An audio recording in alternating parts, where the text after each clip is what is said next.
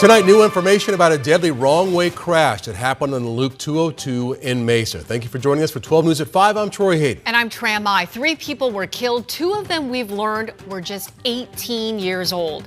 12 News journalist Jade Cunningham has been following the story for us all day, and she's live with more. Jade, what have you learned?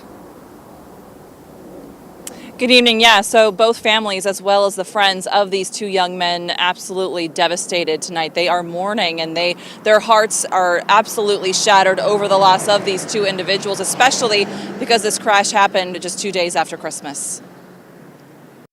Family and friends tell us Isaac Reed and Adrian Fajardo, both 18 years old, were killed in the crash.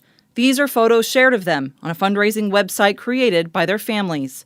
We're still working to confirm information at this time. DPS, though, telling us that on Saturday, December 27th, around 2:30 a.m., their troopers responded to a crash on the eastbound State Route 202 near McDowell. They say 2 cars were engulfed in flames in the HOV lane, and that once the fire was put out, they found 3 victims, 2 in one car and 1 in the other. Today, I spoke briefly with those who knew these 2 young men. Isaac's family telling me he was the best kid ever, but at this time, it's just too difficult to talk about it. A fundraising website also states, quote, he was an incredible son, brother, and friend who brought light, laughter, and love. His absence has left a hole that can never be filled, end quote. Adrian's family also sharing on a separate fundraising website that he, quote, had his whole life ahead of him.